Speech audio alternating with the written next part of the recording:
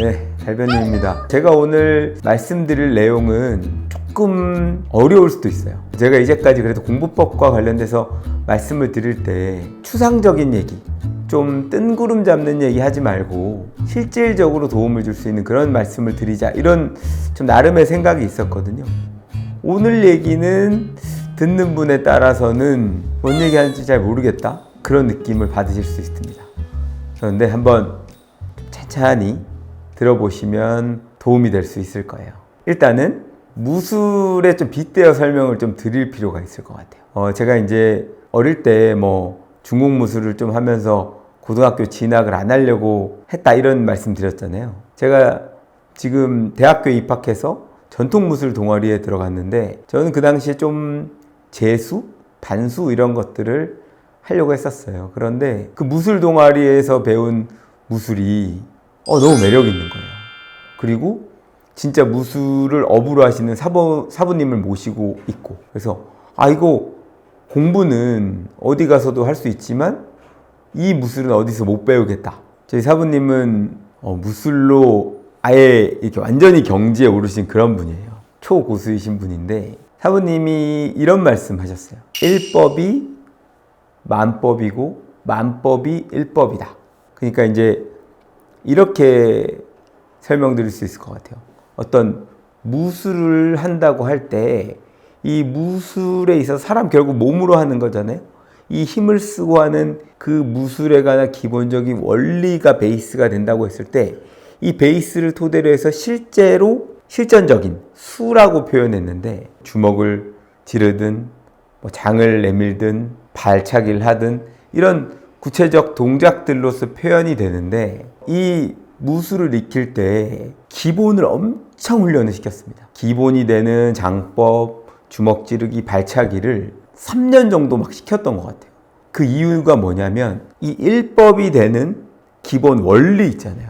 이것들을 제대로 쌓아야 되는 거예요. 이게 제대로 쌓아서 이게 어느 정도는 완성도가 이르게 되면, 그때는 이 수들을 되면 하는 거고, 안 되면 아직 그만큼 이르지 못했다, 이런 방식으로 저희는 가르쳤어요. 근데 이제 기본을 간단히 넘어가고 이 1번, 2번, 3번, 4번을 개별적으로 익히는 이런 방식으로 접근하는 경우가 있거든요. 그럼 이게 본질과 이 개별적인 부분들이 연결이 안 되는 거예요.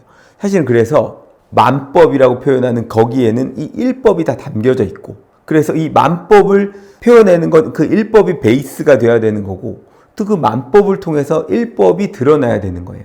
좀 뜬구름 잡는 느낌이죠. 제가 저희 딸의 수학을 지금 가르치고 있거든요. 좀 학원을 보내다가 지금은 좀 학원을 끊고 다시 제가 가르치기로 결심했습니다. 그 이유는 바로 이 문제 때문이에요. 저는 나름대로 그래도 수학을 조금 잘 했던 편인 것 같아요. 물론 문과였지만 저희 문과에서 대표로 수학 경진 대회 나간 적도 있었고요. 근데 제가 그 당시에 지금 생각해보면 수학을 남들보다 좀 잘한다는 평가를 들었던 이유는 이 1법을 닦는 걸 조금 좋아했던 것 같아요. 수학에서 가장 중요한 건 뭐라고 하죠? 공식. 수학은 공식을 알아야지 풀 수 있는 문제들이 분명히 있죠. 근데 수학에서 가장 중요한 거는 개념입니다. 이 개념을 아까 말한 1법이라고 표현할 수 있을 거예요. 그리고 개별적인 문제들은 만법이라고 표현할 수 있을 거예요. 그래서 이 개념을 완벽하게 익히면 이 문제들을 이 개념을 활용해서 잘 풀어낼 수 있을 겁니다. 그리고 이 문제들을 풀면서 내가 조금 미완성 단계였던 개념들이 구체화되고 또 완성도가 높아지는 거예요. 근데 요즘 공부하는 친구들이 수학을 잘 못하는 경우가 왜 그러냐면, 개념과 이 문제 사이에 이 관계를 정확히 정립하지 못하고 개별 문제들로서 접근하는 경우들이 많이 있다는 거예요. 나중에는 꿰지지가 않는 거예요. 개념이 튼실이 되어지지 않기 때문에 문제들, 이 문제는 이렇게 푸는 거고 이 문제는 이렇게 푸는 거고, 개별 문제들을 익히는 방식으로 접근하다 보니까 이게 깨어지지가 않는 겁니다. 수학은 문제 해결 능력을 키우기 위함이에요. 논리적이고 체계적인 사고 능력을 통해서. 그리고 이 문제를 푸는 과정에 그 능력들이 다시 올라가고 배양되고, 그래서 좀 더 수준 있는 문제를 풀면서 그게 점점 강화되는 이 구조를 거쳐야 되는데 이런 과정을 거치지 않고 이 개별 문제 해결에만 집중하는 경우가 있어요. 왜 이런 문제를 묻는 거고 이 문제를 해결하기 위해선 이 개념의 어떤 부분을 활용해야 되고 이 과정에 대한 고민 없이 그냥 문제풀이에만 집중해서 문제를 맞추는 것에만 급급한 거예요. 제 아이가 봤을 때 어떻게 사고하는지를 보려고 문제 풀면 옆에서 지켜보고 그 문제 푸는 과정을 연습장에 반드시 써라 라고 하거든요. 보면 이 과정이 제가 원하는 방식이 아닐 때가 많아요. 제가 이제 수학 이렇게 좀 계단식으로 하면 이 계단을 딱딱딱딱 거쳐서 1번 관문, 2번 관문 이렇게 거쳐가야 되는데 이거를 그냥 이렇게 쓱 그어버릴 때가 많이 있는 거예요. 그래서 문제를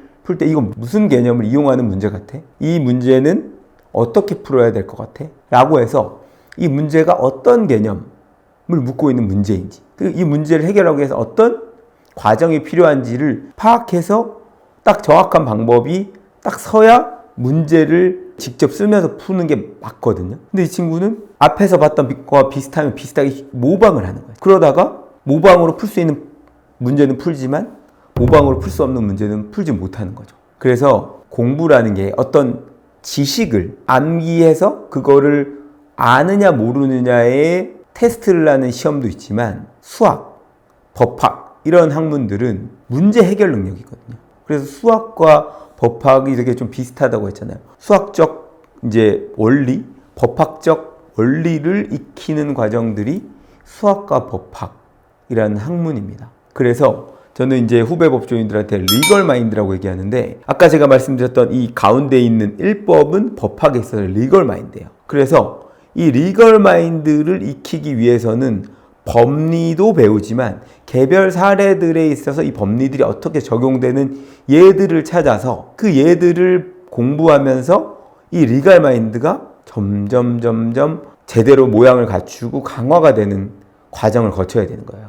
사례를 통해서 리걸 마인드가 강해지고 또 그 리걸 마인드로 사례를 해결하고 그래서 1법이 만법이고 만법이 1법이라는 얘기를 하는 겁니다. 단지 이 개별 문제 해결에만 이렇게 하는 분들은 본질이라고 할 수 있는 이 리걸 마인드 이 부분이 제대로 형성이 안 돼 있어서 자기가 처리해보지 않은 사안 그리고 정확하게 알지는 못하지만 법률적으로 문제가 있을 만한 부분에 대한 것들을 체크를 못하는 경우들이 덜어 있어요. 그래서 저는 공부를 함에 있어서 이 문제들을 해결하는 것들도 중요하지만 이 부분에 일단은 의식이 좀 있어야 돼요.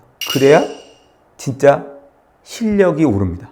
하여튼 좀 어려운 얘기였죠. 무슨 얘기인지 좀 아시겠어요?